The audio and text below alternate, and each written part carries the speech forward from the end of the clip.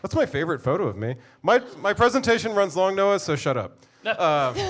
Okay, so right off the bat, I want to draw your attention to this really large picture here. That is a photo I took in a cave in Costa Rica with an active vampire bat colony. All right? Now, you might not be able to tell there are bats in this photo, but like what you can tell is that it's a really bad photo, right? There's a good reason for that. I was sternly warned not to dawdle in the cave and not to use flash photography, so I didn't because I'm responsible. But I did get to watch every more senior bat scientist after me do both of those things, so rules are for suckers. All right, so the name of my show tonight, presentation, is all of my experiences with vampire bats, and that was it. Roll credits. All right, but like, look, Noah asked me to talk about vampire bats on this show like 6 months ago.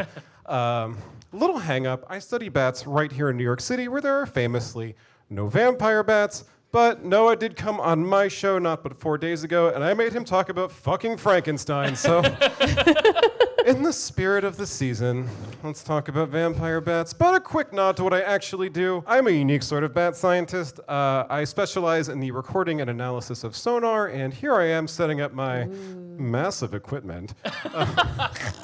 So sonar, if you don't know, which would be shocking, is part of a sound-based system called echolocation that bats and other organisms use to both hunt and navigate.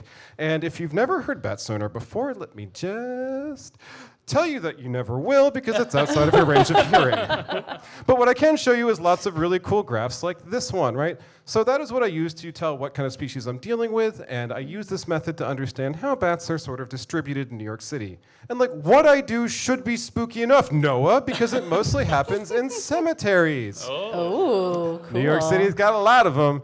By the way, are you guys familiar with Greenwood Cemetery in Brooklyn? Woo! Yeah, I know you are, Kate. But also,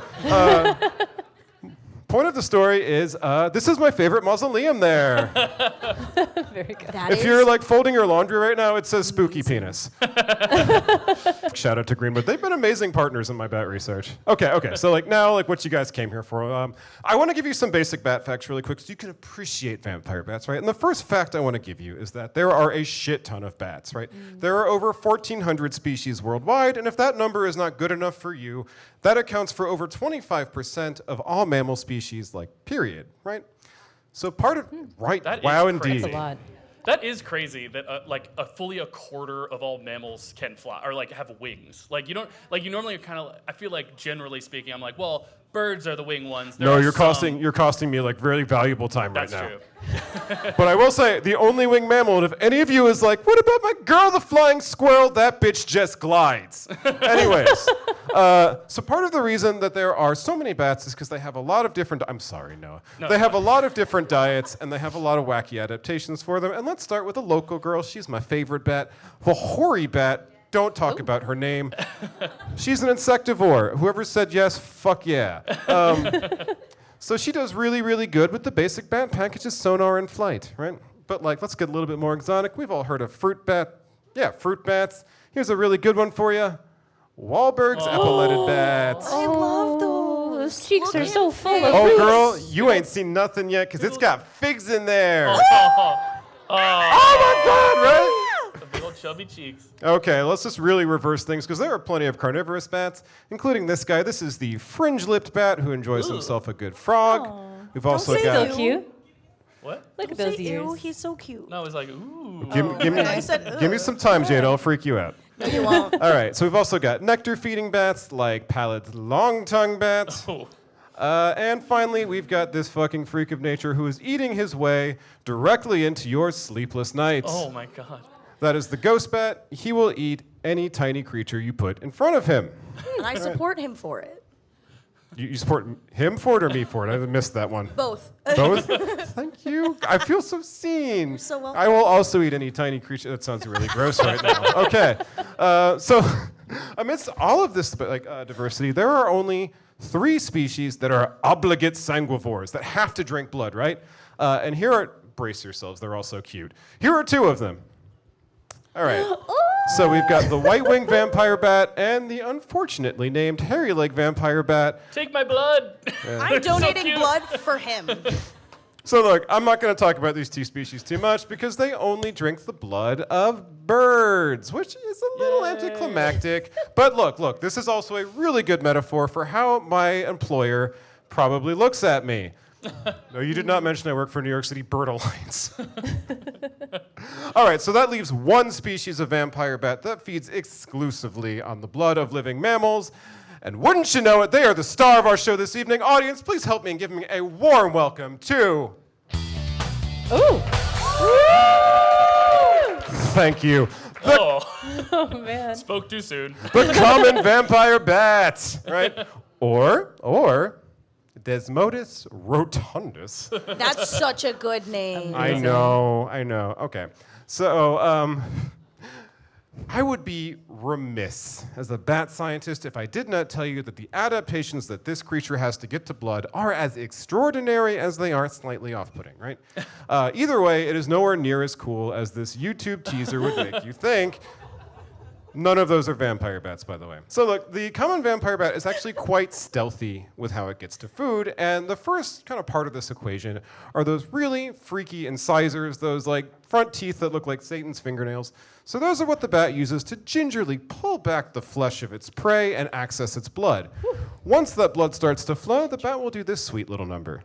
Right. That should have some kind of rating on it. I need to take a lap. That went from scary to hilarious so fucking fast, bro. I'm doing my job. All right, so the bat is actually able to keep the blood flow going for as long as it needs because its saliva has a natural anticoagulant, or like a substance that keeps blood from clotting. And like this whole setup might make it sound like vampire bats have a pretty easy time getting food, but like that is not the case. They often fail, and that is not ideal because these bats cannot go more than 2 days without consuming fresh blood, right? But fortunately for vampire bats, they are very famous for this really cool behavior known as reciprocal altruism, which is a beautiful, complex behavior that I am going to absolutely oversimplify for all of you, right? Basically, it means that vampire bats are really, really into helping each other out, right? Like, their family and friend structures are probably the most studied aspect of this bat, right? So, like, what does that mean? What does that mean for you if you're a vampire bat down on his luck, right? You haven't eaten in a few days. Well, sweetheart, don't worry, because someone in your colony will look you sweetly in the eyes and throw up blood directly into your mouth, right? Scrumptious. You should not have sat there, sir. Sorry. And look, like the bats that have like blood to offer, they're not bashful about it. They're literally going around like little tiny Italian grandmothers just offering it to anybody who might want You some. eat. Have you eaten yet? You're looking a little thin, Junior. You're too Let me skinny. give you a little Eat. blood. Oh, my. This was way too much Photoshop work, just so you know. I'm glad you guys like it. So there is one last adaptation of these bats that I'll focus on because it might surprise you. So we all know bats fly, and vampire bats can definitely do that, but they also enjoy another type of locomotion. They like to walk. No. Ooh. All right. That sped up way too quickly. It did, right? So, like, look, this is not unheard of amongst bats. In places like New Zealand and Hawaii, where bats are actually the only native mammal, just take that fact home with you, they actually evolved to walk and prefer to do so. But in this case, the vampire bat can also do this number, right? They jump really high. That's a frog. Right. And if you're not already excited about this, they use both of these abilities to very stealthily sneak up on their prey, right? That's why they're so good at it, right? And they are so agile that a very enterprising scientist from Princeton University wanted to see how fast they could go. Like, specifically, he wanted to see if they could run, right? Now, like, I can tell you that every bat scientist I've ever met knows about this experiment, but now that I've looked it up, I can tell you that almost no one has cited it, which tells me we do not give a shit about this man's conclusions.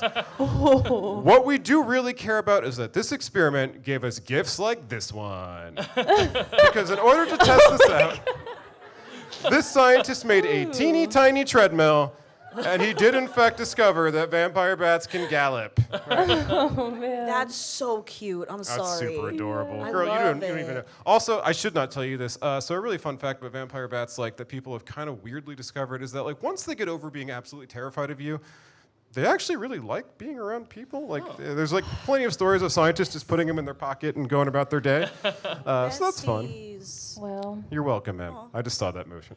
thank you. Okay. So like, hopefully by this point, I have convinced you that like vampire bats are like as cute and interesting as they are, just a little freaky. But like, lest I like leave you disappointed, let me give you a cliffhanger to take home. Right. So this is like roughly the current range of vampire bats, but it's not a very good map because it makes it look like they are already in the United States, and they are not.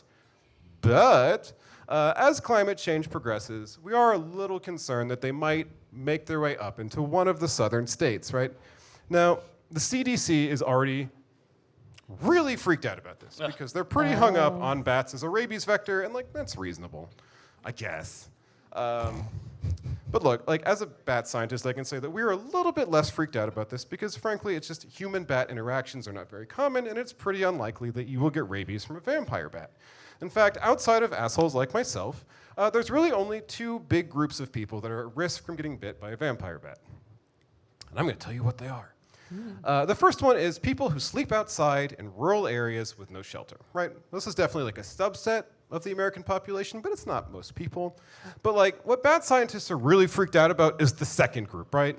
Because these are like your thrill seekers, your curious adventurers, your complete fucking idiots, right? And like, why are we so freaked out about this? Because these bats are not predicted to show up in just any state of the union. They're going to Florida. Ah, It's a Jesus. perfect storm. Brad, boy. let's go to that abandoned building. I bet we won't find anything. Gets rabies. Right. And also, Noah, your face is just pregnant with comments. What were you going to say? It was pregnant with caution. Right, so I guess in conclusion, what I'll say is as a bat scientist, we are not that freaked out about rabies, but what we are freaked out about is Florida man worried about vampire bats burns out his own house. Thank you guys so much.